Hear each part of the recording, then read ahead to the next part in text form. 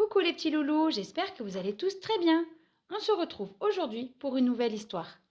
Cric-crac, mon histoire commence. Le voyage de l'âne.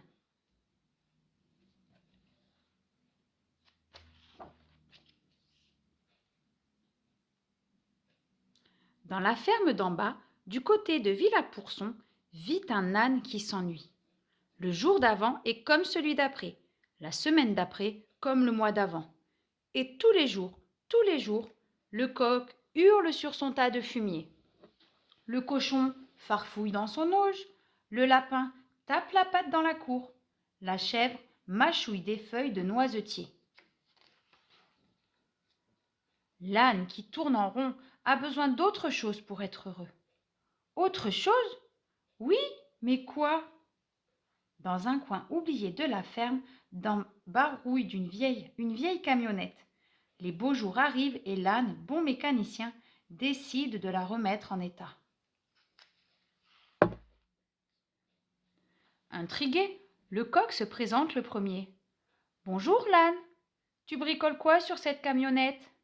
Je la répare et quand j'aurai fini, j'irai voir du pays car ici on s'ennuie. Ah, la bonne idée que v'là! Mais dis-moi l'âne, si je t'aide à lire les cartes, tu m'emmèneras avec toi ? L'âne réfléchit, il a prévu de partir seul, mais comme le coq sait lire… Bon, d'accord, décide l'âne, mais que cela reste entre nous. Et la crête du coq frémit d'émotion.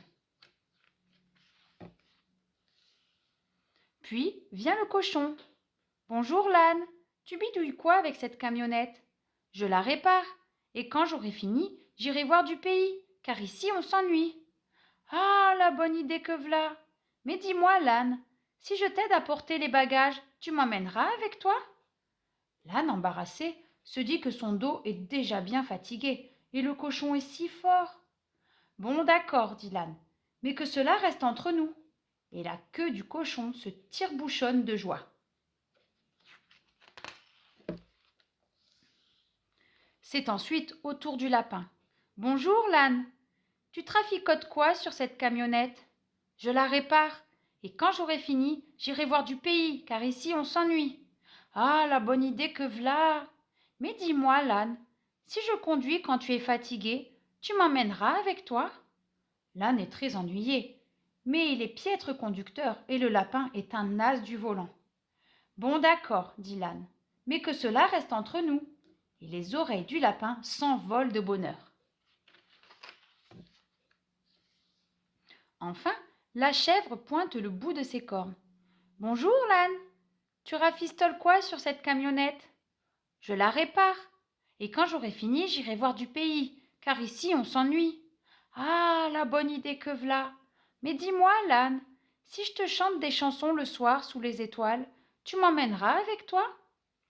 L'âne n'est plus à sa pré, et la chèvre a vraiment une belle voix. Bon, d'accord, dit l'âne, mais que cela reste entre nous. Et la barbiche de la chèvre tremble de joie. Cocorico, bé, tap, tap, tap. Le jour du départ, le coq, le cochon, le lapin et la chèvre rejoignent en catimini la grange silencieuse.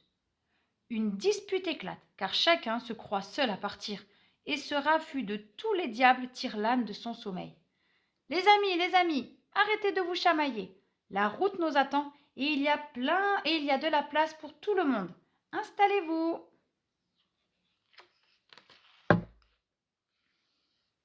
Et alors que le soleil se lève, les 5 compères quittent la ferme encore endormis.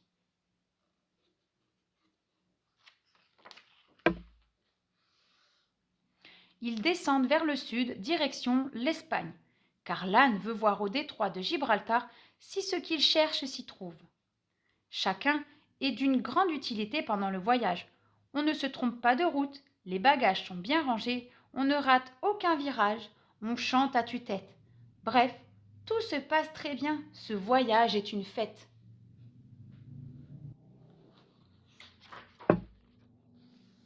Mais en arrivant à Saint-Anastase, la chèvre découvre la montagne toute blanche. C'est vraiment épatant la neige. Les amis, c'est décidé. Je reste ici, ne vous déplaise. Merci l'âne et bonne route à tous.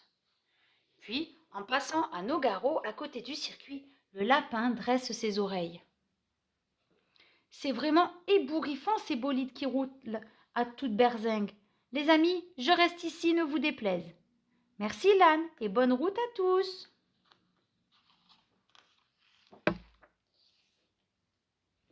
Arrivé à Bilbao, le cochon rosit de plaisir en découvrant le musée. C'est vraiment époustouflant l'art moderne. Les amis, je reste ici, ne vous déplaise.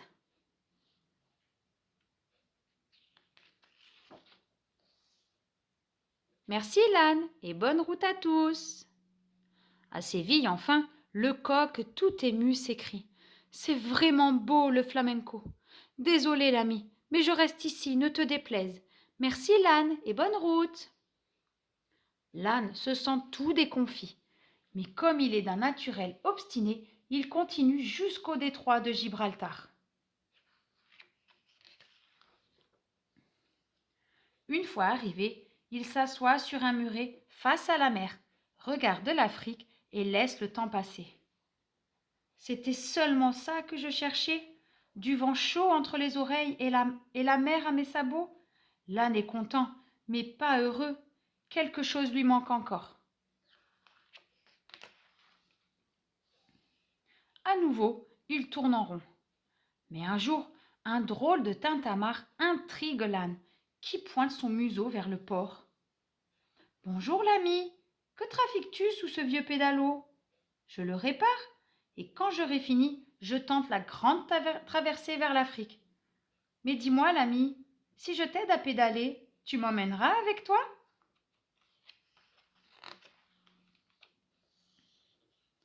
Sortant alors de sous le pédalo, une ânesse aux belles tresses se redresse et murmure à l'oreille de l'âne.